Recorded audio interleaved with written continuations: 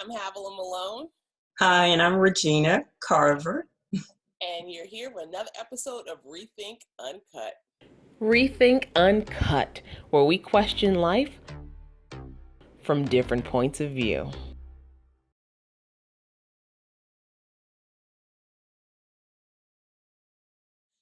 So, no, right? So, we had a conversation, and thanks for everybody who tuned in and joined us for that conversation about hair. And it was about hair. And how that conversation came up, we have no idea, but it did. It was fun. It was really fun. Yeah, And it was a lot of fun. a lot of like conversation. It sparked a lot of conversation with, for people who viewed the episode. Mm-hmm. And the overwhelming theme that came up, because they had a lot of people who were on your side, Regina, about like about being natural as opposed to having the one young lady, I can't remember her name, but oh my goodness, I love the comment she made about being able to exercise, and do all these other activities that support your health when you're not concerned about your hair and what's going to happen. So there's some benefits definitely in being natural and not having that concern and keeping you from being more active. That's true. That's okay. Mm-hmm. I still like rapping this. But one of the overwhelming, conversations that came up, or the pieces in the conversation that came up, was about that transition period between going from relaxed hair to going back to natural hair, and just the comfort of that transition. Yeah, it was difficult making that transition, but as we talked after that episode 5, this thing with transitioning came up, and us transitioning in life even. And so, wow, it had me thinking about what does transitioning means, and what does transition means. It means moving from one position to another. So how do we make transitions in other parts of our life for the better? Exactly, because I think that's was in the hair part. That was the biggest thing, was that fear of the transition, this fear of that in between stage, because you're trying to figure out what to do and how to do your hair, and in life, as you go from stage to stage, whether that's going into a new job or whether that's starting a relationship or ending a relationship, there's that transitional change period, and it can be really uncomfortable. And I know for me, there's been plenty of, I can think from my childhood up until now, and how many things have transitioned and changed. And I don't think it necessarily gets easier, but it's about like embracing that change that makes it a little bit more palatable, and especially knowing that, hey, what's coming next is even better than what you come from. So kind of getting out of that comfort zone, and that has definitely helped me along my journey, because it's constantly changing, because there's always another level to go to. But as I sit here now, as I mentioned to you earlier, I don't want to cry, but today is the 2nd anniversary of my mother passing and transitioning into another life. But what transitions can we make while we're still here? Absolutely. What can we do? What can we possibly focus on in the present moment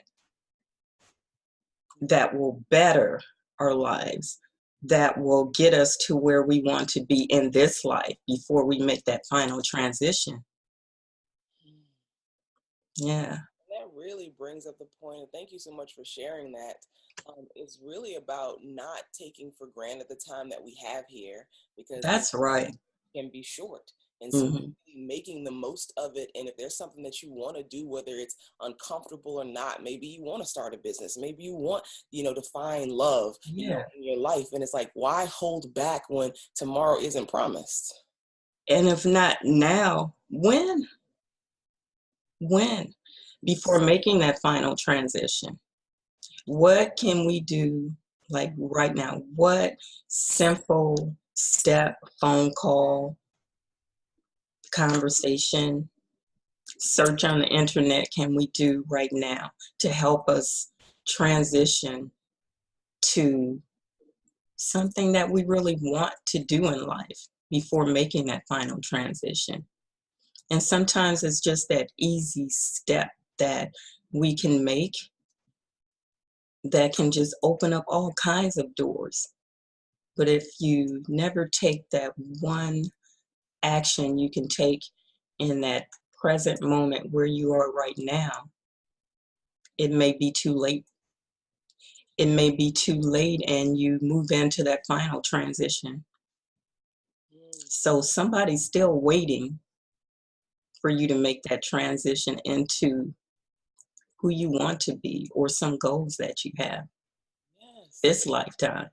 Yes, and at the end of the day, it's like all of us, we want our lives to matter. We want to be behind, a legacy of making a difference in some way. And even if that's making a difference in one person's life, maybe it's a loved one or a child or, somebody, you want to be able to have done something that was meaningful and that you were passionate about. And I always appreciate, and it's always stuck with me. There was an Australian nurse by the name of Brownie Ware, and she wrote a book called The Top 5 Regrets of the Dying. Wow. And, the number one regret was that I wish I had lived the life that was the life that I wanted to live and not the life that everybody else wanted me to live.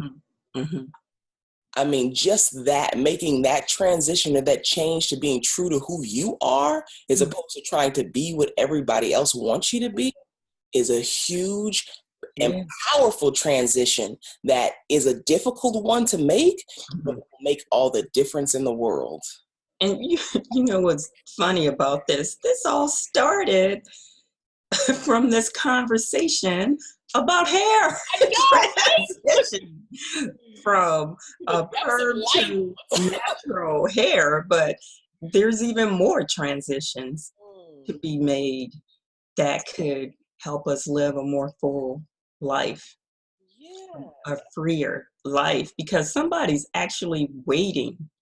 Somebody's waiting to see, to hear, to feel what you have to offer, the way you offer it. Somebody's waiting for that. They need you. For your transition this lifetime. With no regrets, as you mentioned, to live with no regrets. Wow. Yeah. This was an amazing conversation. And you're right. How we went from hair back to living your fullest life ever. Right. And I tell you, everything is so interconnected. It is so interconnected. You just have to be true to who you are and embrace that transition. It's gonna be uncomfortable, but that's okay. It's a part of the process because that discomfort is also molding you. It's also building within you the characteristics that you need to be able to function on that next level. And if you've been watching from the beginning, I've transitioned to trying to be more comfortable sitting in this chair right now, just sitting here, doing these calls, doing these recordings. So yeah, just the little things that you could do to just sit and be present and take an action. So thank you so much for joining us for this particular episode of ReThink Uncut. I'm Havilah Malone. And I'm Regina Carver. Thank you so very much for joining us. And we so appreciate the comments. They're awesome. Thank you. Bye.